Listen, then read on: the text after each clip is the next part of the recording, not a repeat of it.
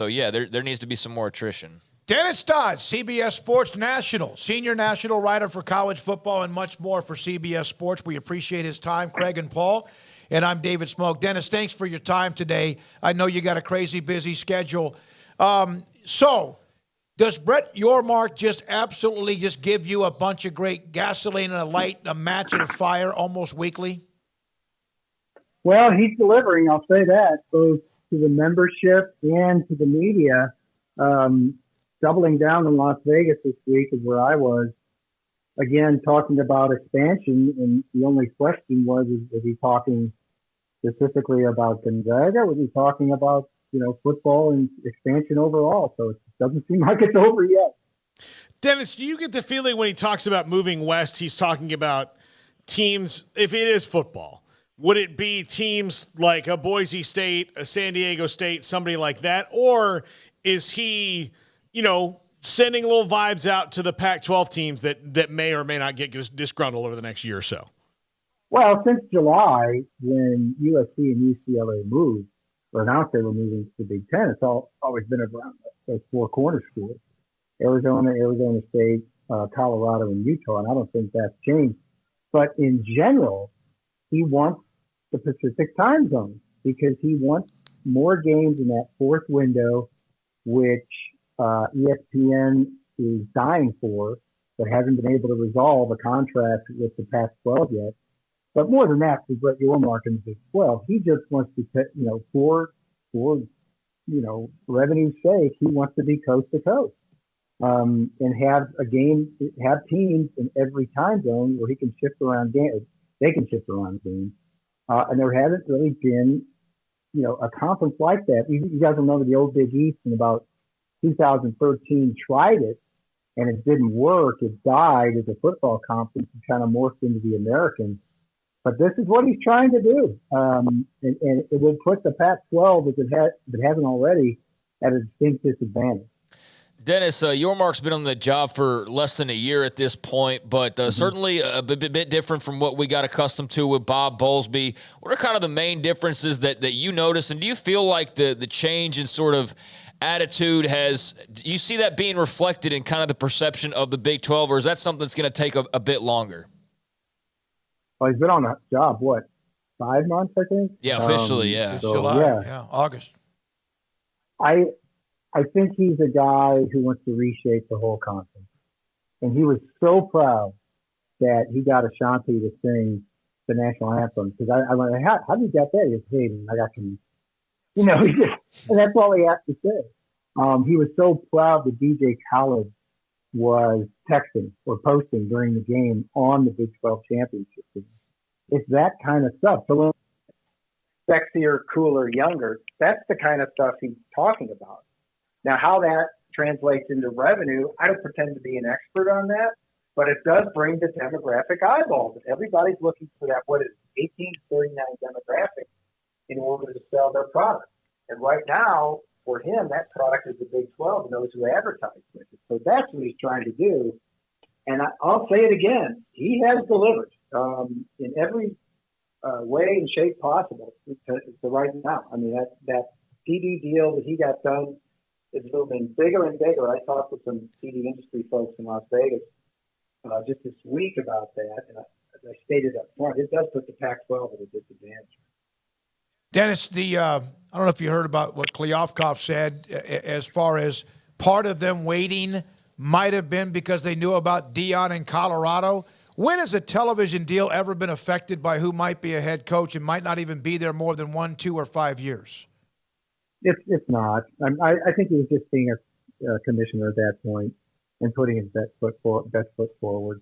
I don't think it actually adds meaningful dollars to a TV deal that you've got Deion. And that, in that case, then what has Nick Saban and Kirby Smart and Jimbo Fisher and all those guys done to the SEC? I mean, that's still going to be value. It's put value in it in that those guys have won championships. Well, not Jimbo, but they've won championships, which makes it more desirable. Deion hasn't won a championship, and he's a media mogul. That's what I call him. He's more than a media figure. He's a media mogul. But I don't think that people are now going to fall all over themselves to start paying big money for the Pac-12 because Deion Is it a net win? Absolutely. It makes Colorado better, which makes the Pac-12 better. But I don't think it adds meaningful dollars to whatever deal they sign. Dennis, since the last time we've had you on, the playoff expansion happened. Brett Yormark even talked about the Rose Bowl kind of standing in the way. Your thoughts on the brave new world for college football and kind of what awaits? Yeah, well, we're here, right? 2 more years, and I start to think about it. One thought is that every one of those group of 5 coaches can sell this now to every recruit. Hey, you can play, if you come here, if we're good enough, you can play for a championship. And they couldn't say that through the BCS, through the CFP, even though it had more access.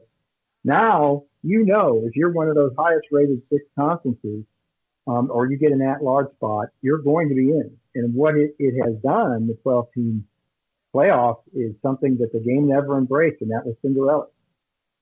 Cincinnati was, I don't know what the word is, a fluke to get in, a rarity, not a fluke, they earned it, but a rarity to get in. Tulane would have been in this year's the 12-team playoff. That's unconscionable for a program like that.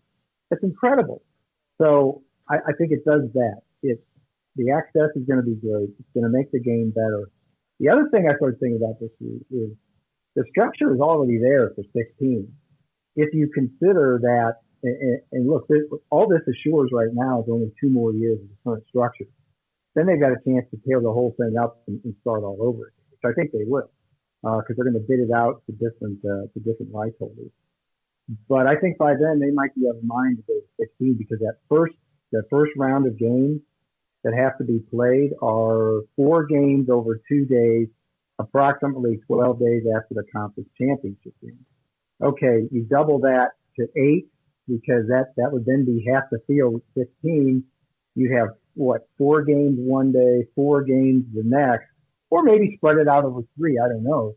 But right then you get half the field eliminated and get rid of concerns or lessen concerns about the fact that these teams, some of these teams are going to be playing NFL season 17 games.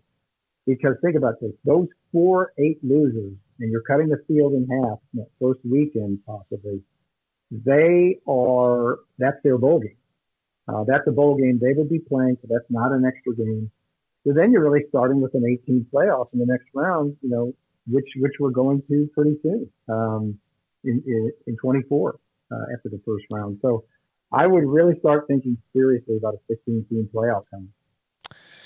Man, people are already riled up about 12 and it hadn't even happened yet, and I can only imagine the conversations around 16. I mean, Dennis, there's money flying. There's no doubt about that. I feel like college football is a super hot product right now, and I think the TV ratings are reflecting that, and we haven't even reached the point where there should be even further interest because of a thing like the playoffs. But is there any sort of a ceiling that you see amongst college football leaders right now about being at least a little bit hesitant about biting off more they can chew? Is there any sort of cap on too much greed, or is that just not even a thought for most people? Well, the biggest pressure on the whole thing, the pressure point is the players. And, sooner or later, and it may be with the new contract in the playoffs, it may be when all these media rights deals are settled, some of it's going to have to go to play in straight up whatever, pay for play, collective bargaining, whatever. Because these 2 things can both be true. Players have never had it better in terms of health, welfare, and safety, in terms of earning ability, in terms of straight up compensation with NIL. But when I heard a story over the weekend, and it was public, as Rick Neuheisel on Sirius, he was telling an anecdote about when he was at USC and Adidas had the apparel contract. And apparently within that contract, because he would check for players that had spats, they had their tape on their shoes spatted up. Their contract read, you could only have 5 players that were injured that could use tape to cover up the Adidas logo. There's a couple of things there. Forget about players being human billboards for a larger purpose, for profit for the university. What if they had a 6th injured player or a 7th or 8th? He couldn't spat his shoes. So it's that kind of stuff where they're being used as kind of these indentured, now I don't want to say servants, but indentured employees, where they're going to have to get paid sooner or later. And I had a Power 5 commissioner I'm sorry, a former Power 5 AD come up to me Tuesday night at the National Football Foundation dinner in Las Vegas, and out of nowhere said, "You got to be collective bargaining." And I think a lot of administrators feel that way. Some of them are saying it, some know it, some are even embracing. But that's coming. When you're going to sign at least a playoff contract, expand a playoff contract with $1.6 billion, think of what $200 million is out of that. I did the math. I think I came up with that. If you just pay the playoff participants, you pay them $35,000. But I think that's coming. And I think the first conference that takes a part of that media right and dedicates it to the players as sort of in a partnership, whatever you want to call it, collective bargaining, whatever, is going to have a huge recruiting advantage. Can you imagine if the Big 12 does that? Oh. Let's say if it cuts out $50 million, which they could obviously afford, and starts giving that to just their players. Everybody would have to fall in line real quick. It may be as simple as that, but it's coming. They're going to be paid. They're already paid with NIL, but they're going to be paid more. Is the transfer portal, was that one of the biggest stories this week? Just again, that it's been reloaded, or is that now almost ho-hum? Here we go again. This week, it's been, let's see. Well, no, I mean, it's been a topic. It's been a topic forever, but this week there's like over 1,000. Oh, I see what you mean. Yeah. Monday's a new date on the calendar, portal day, the free agency day. I never expected that amount of players to jump in. I guess I was naive. And the number of quarterbacks right away drew the most attention. But this is going to happen now.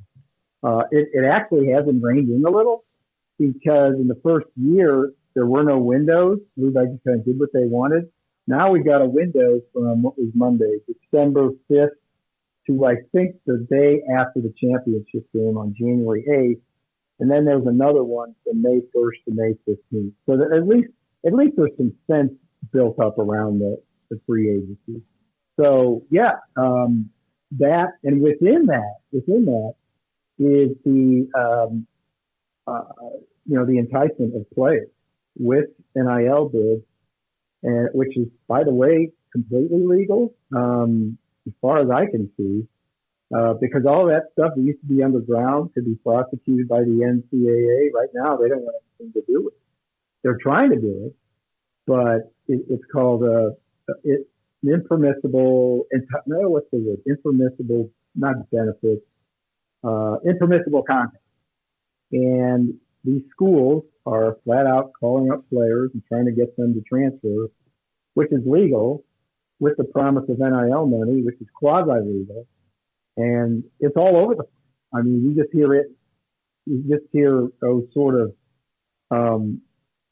stories about guys being offered millions of dollars or this and that to go. You heard it with Lincoln Riley and Jordan Addison, the receiver in Pittsburgh. Nothing was ever proven, but I think you're going to see more of that.